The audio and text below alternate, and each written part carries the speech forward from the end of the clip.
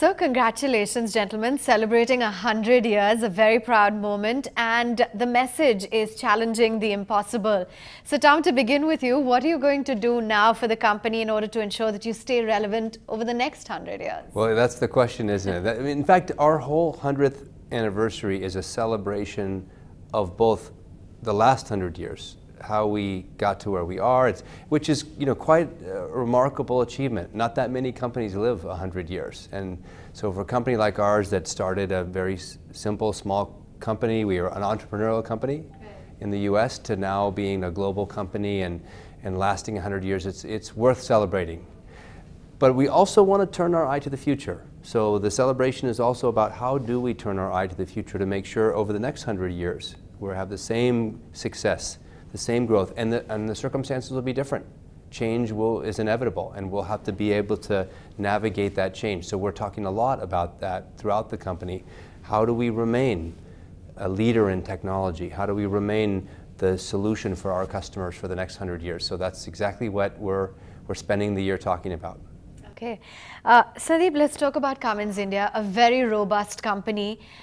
Do you think that this kind of a momentum is going to continue despite a few challenges when it comes to exports? Yes, I certainly think so. We've been in India for almost 60 years, so we've been in India for a very long period of the overall Cummins history. I think we have had an extremely strong track record of exporting products and services from India to the parent and to our customers all over the world. And I think there is every reason to believe that we will continue to grow this for ourselves in the coming years. Tom, now times are changing, and do you think that when it comes to the product mix, that may change given that the world is now looking at healthier fuel options? And when it comes to India, from the entire pie of revenues, will the contribution increase from the current 4%? So let me take the first question first. I do think that new technologies are emerging in our industry that for the first time in 100 years will challenge the diesel engine. I mean, if you think about it, the diesel engine has won in nearly every application, commercial, industrial application across the industry, and technologies normally aren't that capable to last that long. So I think that's been fantastic for our company and fantastic for the industry, but it will change. There are technologies now that I think will provide customers with solutions that are not only better for their company, but also better for the environment. And we want to be part of that. We are investing heavily in electrification and fuel cell technologies to make sure that when those technologies are ready, they will be part of our offering, and we'll be able to offer those to customers. Yet in front of us, though, is the opportunity to make the diesel engine more efficient and lower emissions. And I think here in India, that's the biggest opportunity we have. Over the next 3 or 4 years, we will reduce emissions from the diesel engines by nearly 75%. As we just went through BS4 and now we go through BS6, we'll see 75% or more reductions in criteria pollutants. And of course, will also increase efficiency, which reduces CO2. So these have significant implications for the environment as well as for the benefits for the companies that will sell them to. So there's a lot right in front of us long before we get to electrification and fuel cells. But those technologies are coming, and Cummins will be providing them to our customers. And then when it comes to India's role in our overall portfolio, it's 4% of our global revenues. But remember, we also operate a joint venture here, and joint venture revenues don't count in the total because it's a 50-50 joint venture. Plus, we also do a lot of work here for the global benefit. So we provide services and other things to the global company which don't really count in the revenue total. So I would just say that if you think about the impact of India on Cummins operations, it's already significantly more than 4% of our revenue would indicate.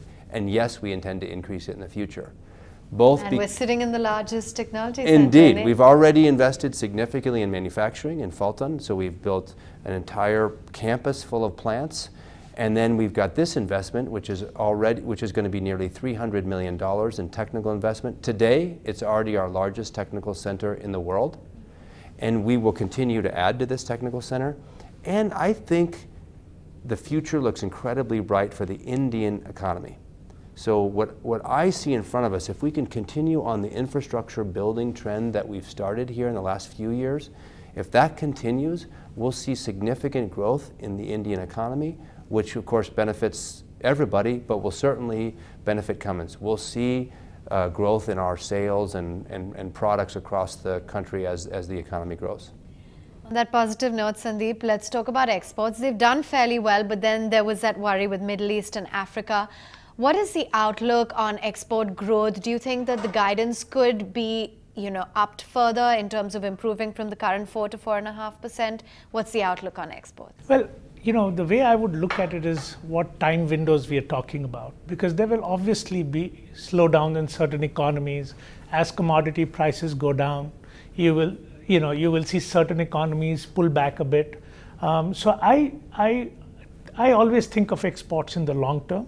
And as I said, I think it's got a very bright future, both for goods as well as the services we offer to the parent. And I think the fundamentals for us are very strong, given our cost, quality, and delivery from India. And we still maintain a competitive edge in terms of the feasibility of our products from here. Tom, there is that sort of a belief that that Cummins Technologies is preferred over Cummins India currently to source new products. Is there any basis for that concern? Would you like to clarify on that? Definitely not, there's definitely no basis in it. We believe that our public company, Cummins India, is a terrific company, and we feel comfortable using that as a source of exports, and do. We just have different business lines. So we have business lines that are in Cummins India, and we have business lines that are outside of Cummins India, and we try not to mix them, because that's confusing for shareholders and confusing for our employees. So we try to keep them separate and make sure we operate them, but there is a shared set of values and a shared set of management capability that we have in both, and I think that's what makes both companies really successful.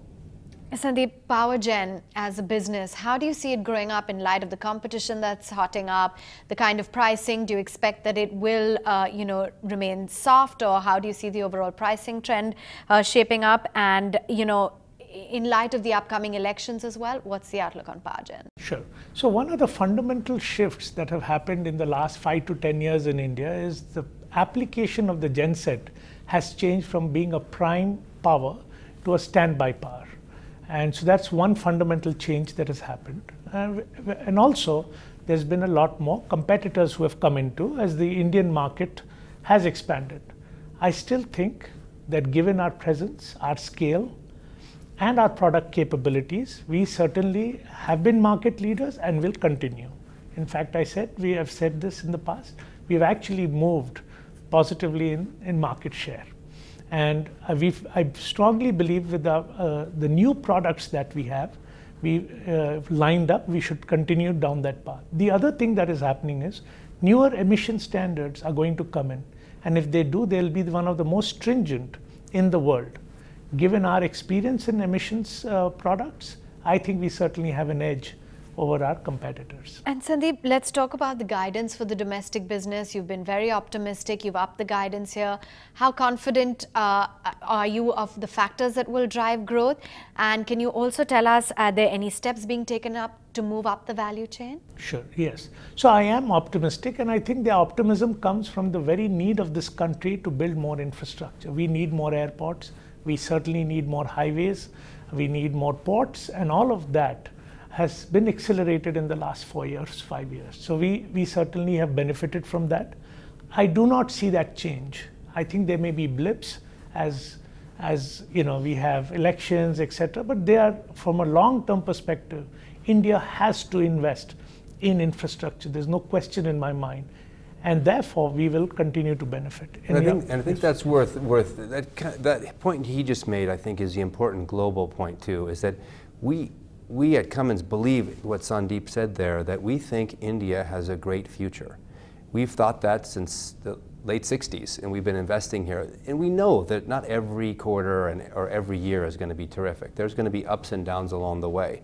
But the trend is fantastic. The opportunity, by the way, of this country is so great that if we can continue with the infrastructure building, with the the strengthening of rights of the citizens with just these simple things like the interstate tax system that has now been incredibly simplified. All these changes will unlock the economic potential that India has to offer. So with continued investment in that way, we'll see significant benefits. We believe that as a company. That's why we invest here, and we'll continue to invest here even if there is a quarter or two or a year that isn't great. It won't stop us because we think that that potential is there, and we're very excited about what's happened over the last couple of years here, saying that that potential may be realized sooner rather than later. Now, one of the major concerns with respect to India is clean air. We'd just like to get in your views on how you see emission norms and newer technologies helping towards a cleaner environment. Well, first of all, I think it's really important that the Indian government has now put in place BS4 and has enforced BS4 and has now given a date for BS6 and intends to enforce that date. Those were tough decisions, because the government has to weigh the benefits of legislation and regulation like that on the air against the costs that will impact industry. And of course, many companies will come and say, you can't do that, it's going to raise our costs. But it needed to be done. The citizens of this country deserve better air, frankly, than there is today. And industry has a role in that. It's not the only role. There's other things that need to be done. We know about agricultural impacts and we know about other, but industry has a role in that. And we can make the air cleaner by implementing technologies like air emissions technologies. So we need help from the government to put in regulations that are strong and simple to follow and are enforced, and I think they've done that. And I really credit them for taking a courageous statement and saying we're gonna do it. And we are going to participate in those, and we think we'll be able to bring along all the customers with us in a successful way. It's challenging. Everyone will tell you it's a very tight schedule. There's a lot of investment, and we're all concerned about that, but it will happen. And I think the beneficiaries will be all of us here. So you are seeing some headway there. Sandeep, let's talk about the overall margin trajectory. It will be influenced, of course, by commodity prices, the cost reduction measures that are being taken. What exactly is the outlook on margins? As I've said earlier too, I think we will maintain our margins that we've had in the past. Again, there are certain commodity corrections that we do within the quarter, and you'll see a blip here and there.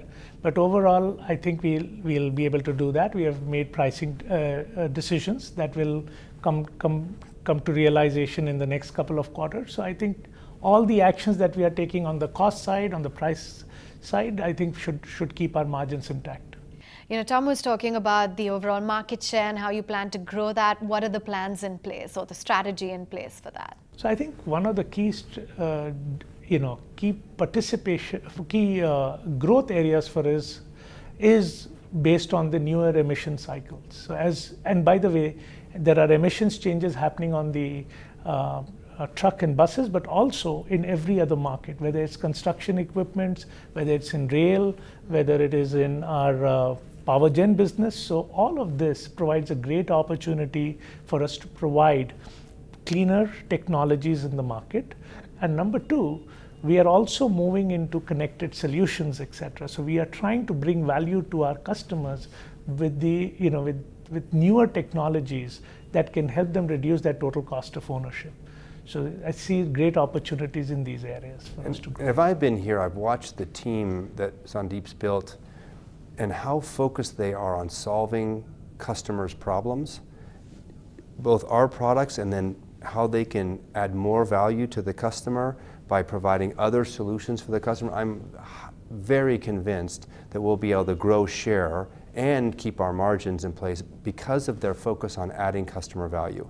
You can't just stand on your products and say, well, these are really good, you guys should pay a lot of money. All of our customers operate in competitive environments where their customers are pushing them and they're competing against others.